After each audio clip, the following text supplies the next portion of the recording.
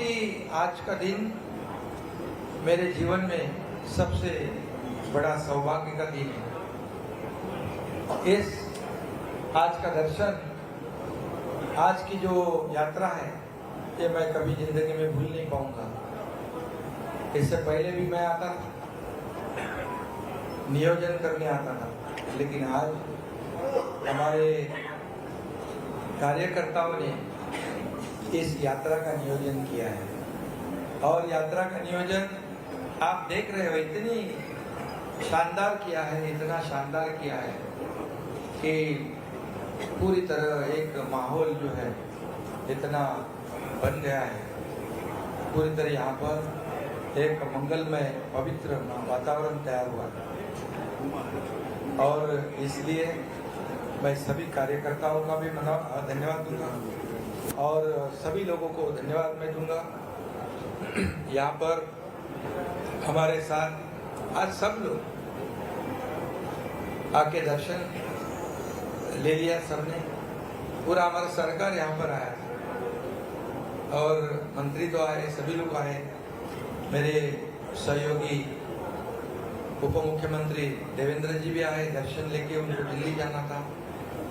और हमारी यात्रा पूरी तरह अभी शाम को सरयू नदी पर यहाँ आरती भी है और संत महंतों का आशीर्वाद का भी कार्यक्रम है।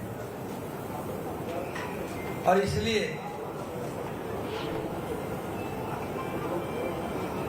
कई लोगों को इससे थोड़ी एलर्जी भी है और दर्द भी हुआ है, ठीक है। लेकिन मैं एक ही बात कहूंगा, ये राम मंदिर और अयोध्या हमारे शिवसेना और भारतीय जनता पार्टी के लिए कोई राजनीतिक मुद्दा नहीं है। ये हमारे आस्था और श्रद्धा का विषय, भावना का विषय है। और आज देख रहे हैं हम लोग इतने जोर में यहाँ विकास के काम हो रहे हैं। योगी जी को भी मैं धन्यवाद दूंगा, उनके मंत्री जी को धन्यवाद दूंगा, हमारे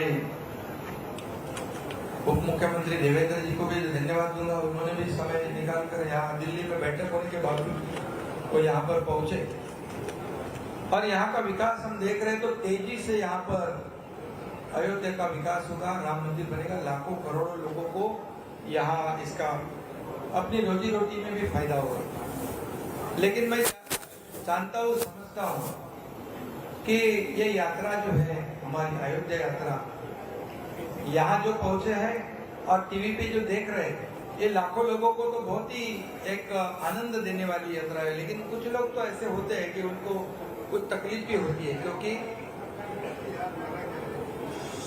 कई लोग जानबूझकर, कई लोगों को हिंदुत्व की एलर्जी रही है, अभी भी हो रही है, क्योंकि आजादी के बाद भी कई लोग जानबूझकर हिंदुत्व का अपमान कर रहे थे, गलत फहमी फैला रहे थे, हिंदू धर्म ऐसा है वैसा है। लेकिन मैं आपको बताऊंगा, हिंदुत्व, हिंदू धर्म एक जीवन प्रणाली है। एक हिंदू धर्म में सहिष्णुवाद है, सभी लोगों को साथ लेकर चलने वाला हमारा हिंदुत्व है।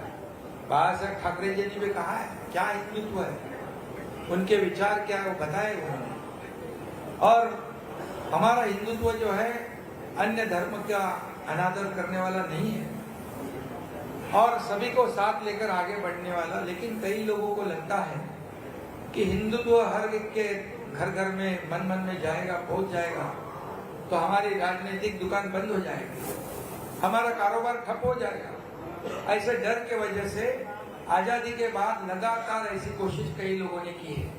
लेकिन मैं आपको बताऊंगा कि 2014 में जो हिंदुत्व विचार वाली सरकार आदरणीय मोदी जी के नेतृत्व में इस देश में स्थापित हुई, तब फिर हिंदुत्व का जागरण हुआ, मान सम्मान हुआ, अभिमान बढ़ गया। और इससे पहले हमारे हिंदू हृदय सम्राट बाबा साहब ठाकरे जी ने जो अयोध्या के बारे में उनके विचार थे, सोच थी, उन्होंने कहा था कि गर्व से तो हम हिंदू है, ये नारा बाबा साहब ठाकरे जी ने दिया है और ये हर सब दुनिया जानती है। और ये जानबूझकर ये हमारे विचारों को, विचारधारा को, हमारी शिवसेना और भारतीय जनता पार्टी की विचारधारा एक है और जानबूझकर ऐसे मतभेद गुमराह करने वाली बातें लोगों फैलाते हैं, लेकिन लोग अभी समझदार हैं। और इसमें इसीलिए तो हमने जो 2019 में कई लोग कहते हैं हमें क्या क्या बोलते हैं, आरोप लगाते हैं, लेकिन एक ही बात मैं कहूंगा कि जो 2019 में लोगों के दिमाग में, दिल में जो बात थी, जो हम लोगों का मैंडेट था, जनता का मैंडेट था, लोगों की अपेक्षा थी कि महाराष्ट्र में शिवसेना भारतीय जनता पार्टी की सरकार बने। सर, क्योंकि साथ में चुनाव लड़े थे हम, लेकिन चुनाव लड़ने के बाद अपेक्षा लोगों की यह थी कि सरकार बनेगी भारतीय जनता पार्टी शिवसेना की। लेकिन कुछ स्वार्थ और कुर्सी की लालच में यहाँ पर गलत कदम उठाया गया, लेकिन हम लोगों ने 8-9 महीने पहले उसको सुधार दिया। जो लोगों की अपेक्षा थी वो हमने वैसी सरकार स्थापित की। और इसीलिए तो आप जानते हो कि जहां जहां हम लोग जाते हैं, लोगों का इतना बड़ा प्रतिसाद होता है, लोगों के चेहरे से दिख जाता है क्या है उनके मन की बात, जो थी उनके दिल में जो था, वैसी सरकार हमने स्थापित की है। और हम खुलेआम यहाँ पर आज हमारी दोनों की विचारधारा को लेकर यहाँ पर अयोध्या में दर्शन के लिए आए हैं। और जो जानबूझ के जो कर रहे हैं उनको तो पहले तो कई लोग कहते थे कि पहले मंदिर फिर सरकार। आप सबको मालूम है, मंदिर पहले मंदिर फिर सरकार। लेकिन जिन्होंने राम मंदिर का विरोध किया, बाला साहब ठाकरे जी ने जिनको दूर रखा था हमेशा, उनके साथ सरकार तो बना दी। मंदिर तो वो मंदिर के लिए कुछ नहीं कर पाए, लेकिन मंदिर के करने के लिए मोदी जी सक्षम है और उन्होंने मंदिर का निर्माण शुरू कर दिया। बाला साहब ठाकरे जी का सपना पूरा करने का काम मोदी जी ने किया है। पहले ये भी कहते थे कि मंदिर वही बनाएंगे, तारीख नहीं बनाएंगे, वो तारीख नहीं बताएंगे। क्यों? किसके ऊपर आरोप था आप समझते हो। लेकिन मोदी जी ने मंदिर भी बना दिया और तारीख भी बता दिया, तो झूठा कौन साबित हुआ।